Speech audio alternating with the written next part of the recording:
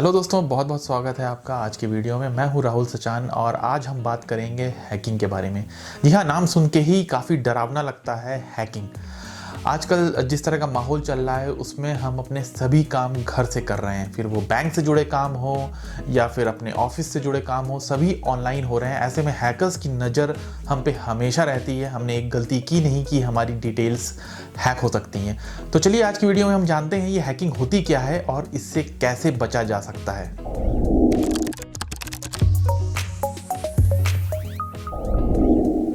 तो चलिए सबसे पहले तो इस पे बात करते हैं आखिर ये हैकिंग होती क्या है। बहुत से लोग जानते होंगे, जो नहीं जानते हैं उनके लिए मैं बता देता हूँ।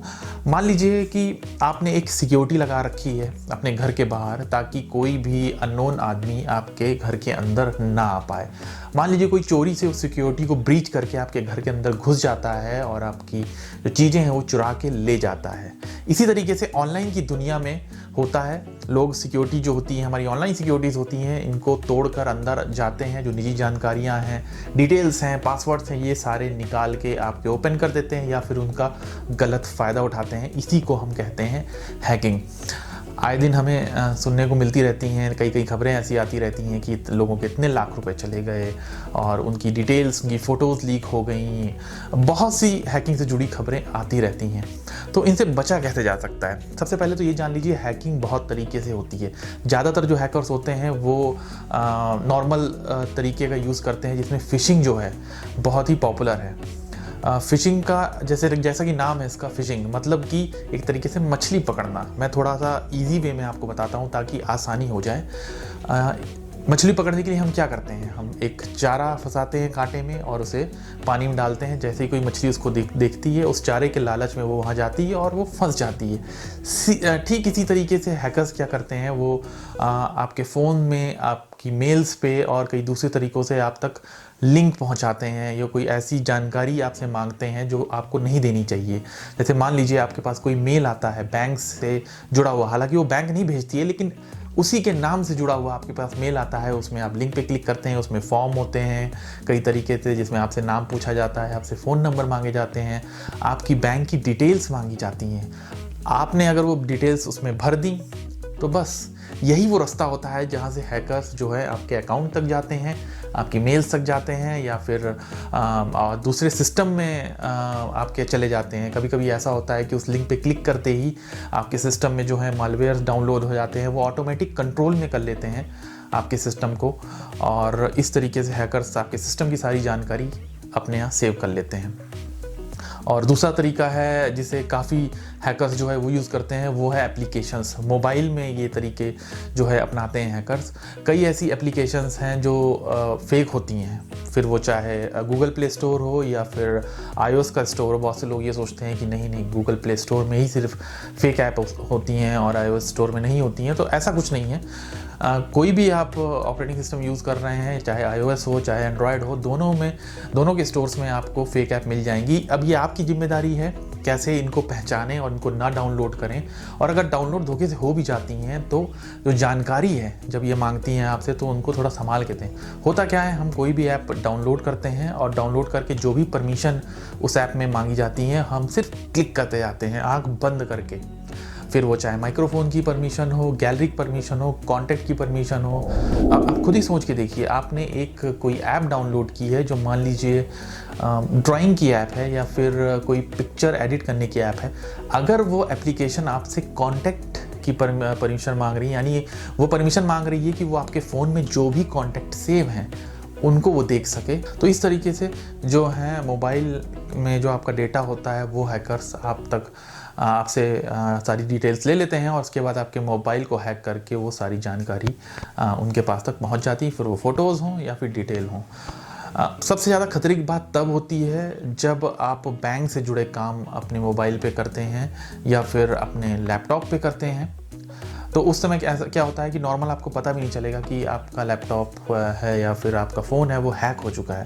लेकिन जैसे ही बैंक से जुड़ी कोई जानकारी आप सर्च करना शुरू करेंगे, वहीं उनको एक पिंग जाता है कि ये बंदा जो है इस बैंक से जुड़ी जानकारी सबमिट कर रहा है। इवन आप बैंक की ओरिजिनल साइट में भी अगर वो जानकारी फिल करते हैं तो वो भी आपके हैकर जो है वो देख सकते हैं, पासवर्ड जो है वो आपका देख सकते हैं वहाँ से। और जैसे ही एक बार उनके पास आपकी डिटेल्स आती हैं वही से वैसे ही आपके पास बैंक से मैसेज आने शुरू हो जाते हैं। तो अब एक और तरीका है जो हैकर्स अपनाते हैं, वो है आपका पब्लिक वाईफाई। देखिए 2 तरीके तो मैंने आपको बता दिए। एक है फिशिंग, जहाँ से हैकर्स आपके डिवाइसेस तक पहुँचते हैं, आपकी निजी जानकारी चोरी करते हैं। दूसरा है एप्लीकेशंस। आप जब वो एप्लीकेशंस अपने मोबाइल पे डाउनलोड करते हैं तो वहाँ से आपकी जानकारी जो है वो हैकर्स ले लेते हैं, अगर कोई फेक एप्लीकेशन डाउनलोड कर रहे हैं तब। और तीसरा तरीका है पब्लिक वाईफाई। आजकल जैसे गवर्नमेंट जो है बहुत सी जगह पे पब्लिक वाईफाई प्रोवाइड कराती है, और जैसे रेलवे स्टेशन हुआ, तो ये नो डाउट गवर्नमेंट लोगों की सुविधा के लिए ये करती है, लेकिन ये उतने सिक्योर नहीं होते हैं जितना कि आपका घर का जो वाईफाई होता है या फिर आपका पर्सनल मोबाइल का नेट जो होता है, ये इतने सिक्योर नहीं होते क्योंकि ये ओपन नेटवर्क टाइप के होते हैं। तो इन वाईफाई पे जाके जब आप अपनी कोई बैंक से जुड़े काम करते हैं या फिर कोई ऐसी जानकारी आप सर्च करते हैं जो बहुत सेंसिटिव होती है, तो हैकर्स आसानी से आपकी डिवाइसेस तक पहुंच सकते हैं। तो अब बात करते हैं कि बचाव कैसे करें। तो ये 3 तरीके हैं, इसके अलावा बहुत से तरीके हैं हैकर्स जो यूज़ करते हैं, लेकिन थोड़े कॉमन तरीके हैं जिनका अधिकतर हैकर जो हैं वो यूज़ करते हैं। अब इनसे बचा कैसे जाए, ये बहुत ज़रूरी है। हम सब अपने घर में हैं, दिन भर डाउनलोड करते रहते हैं, बहुत सी ऐप्स डाउनलोड करते हैं, उन्हें अनइंस्टॉल करते हैं, गेम्स डाउनलोड करते हैं, उन्हें अनइंस्टॉल करते हैं। अब आपको पता कैसे चलेगा कि आपका फ़ोन जो है वो हैक हो गया है या फिर आपका जो लैपटॉप है वो हैक हो गया है? देखिए इसके लिए कोई जाहिर सी बात है, कोई मैसेज तो आने वाला है नहीं। कुछ चीज़ें हैं जो आपको थोड़ी सी अजीब लगेंगी अपने फ़ोन में, जैसे वो अचानक से हीट होना शुरू हो जाएगा, या फिर स्क्रीन में उसके पॉपअप आने शुरू हो जाएंगे, एडवर्टीज़मेंट ऑटोमेटिक खुलने लगेंगे, या फिर वो रिस्टार्ट होने लगेगा। बहुत से चीज़ें हैं जो आपको थोड़ी अजीब सी लगेंगी अपने फ़ोन में। इवन ऐप जो अदर ऐप्स हैं उनको अगर ओपन करेंगे तो हो सकता है वो ओपन ना हो, या फिर अदर ऐप्स भी अगर ओपन कर रहे हैं तो उसमें भी आपका ऐड चलने लगे जो कभी नहीं चला है। तो इस तरीके से कुछ अजीबोगरीब चीज़ें आपको अपने फ़ोन में होने लगेंगी, तो समझ लीजिए आपके फ़ोन में कोई ऐसी एप्लीकेशन आपने इंस्टॉल की है जो गड़बड़ कर रही है। तो आप चेक कर लें 2-3 दिन में, या आपने तुरंत कोई अननोन एप्लीकेशन तो नहीं इंस्टॉल की है जिसका नाम भी इतना पॉपुलर ना हो। एक बार चेक कर लें, उसके रिव्यूज़ चेक कर लें गूगल प्ले स्टोर में जाके। अगर उसे यूज़ ही करना है आपको तो चेक कर लें उसका डेवलपर है जो जिस कंपनी ने उसे बनाया है वो कौन सी कंपनी है। तो ये चीज़ें आप थोड़ी जांच परख करके अगर अपने फ़ोन में वो ऐप डाउनलोड करेंगे तो सेव रहेंगे। इसी तरीके से लैपटॉप या फिर पीसी अगर आप घर में यूज़ कर रहे हैं तो उसमें बैंक से जुड़े अगर काम हम लोग नॉर्मल करते रहते हैं, तो ध्यान रखें जो भी सॉफ्टवेयर अपडेट्स आते हैं उनको हमेशा अपडेट रखें। एक अच्छा एंटीवायरस अपने पीसी में हमेशा डाल के रखें, बहुत ही ज़रूरी है। एंटीवायरस तो वैसे भी बहुत ही ज़रूरी है, हम पेन ड्राइव लगाते हैं तो उससे वायरसेस आ जाते हैं, या फिर बहुत से तरीके हैं जिससे वो इंटर करते हैं। तो एक अच्छा एंटीवायरस हमेशा अपने लैपटॉप में इंस्टॉल करके रखें और उसे अपडेट करते रहें।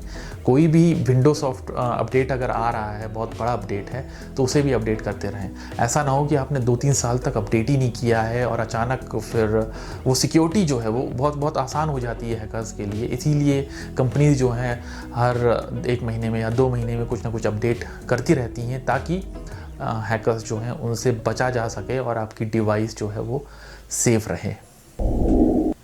और मान लीजिए कि आपको लग रहा है कि आपका फ़ोन हैक हो गया है और आपकी डिटेल्स चोरी होने का डर है, तो सबसे पहला काम अपने बैंक जो है उनको सिक्योर कीजिए। बाकी चीज़ें डेटा तो है आप सिक्योर कर लेंगे, तुरंत कस्टमर केयर को कॉल करिए और कॉल करके अपने अकाउंट्स जो हैं उनको बंद कराइए या फिर फ्रीज़ कराइए, ताकि आपका जो पैसा है वो सेव रहे। एक चीज़ और यहाँ पे मैं जोड़ना चाहूँगा कि अपने सिस्टम के जो पासवर्ड हैं उन्हें समय समय पर बदलते रहें। बैंक के जो पासवर्ड हैं उन्हें भी समय समय पर बदलते रहें, और एक ही पैटर्न जो है पासवर्ड का वो मत रखें सभी उसमें। हालांकि इस पर एक सेपरेट वीडियो मैं बनाने का प्लान कर रहा हूँ, क्योंकि पासवर्ड भले ही आसान है, मतलब जो टॉपिक है बहुत आसान है, लेकिन इसमें भी बहुत सी सावधानियां जो है बरतने की ज़रूरत है। तो मेरा जो अगला वीडियो होगा वो होगा पासवर्ड से जुड़ा। अगर ये वीडियो आपको पसंद आया है तो इसे शेयर कीजिए और अपने दोस्तों को भी दिखाइए, ताकि क्योंकि ये जो जानकारी है ये सबके लिए है। अभी डिजिटलाइजेशन वैसे भी बढ़ रहा है, आने वाले समय में तो आई थिंक कैश का जितना भी फ्लो है वो भी बंद हो जाएगा और हर चीज़ जो है सारी डिजिटल हो जाएगी। तो ऐसे में बहुत ज़रूरी है इन सब बातों का पता होना, क्योंकि आपको ये अगर पता है पहले से तो बहुत अच्छी बात है, नहीं पता है तो जान लीजिए, ये लाइफ टाइम टिप्स हैं, आपके बहुत काम आने वाली हैं। अगले वीडियो में आपसे फिर मिलता हूँ, तब तक अपना ध्यान रखिए, जहाँ रहिए सुरक्षित रहिए।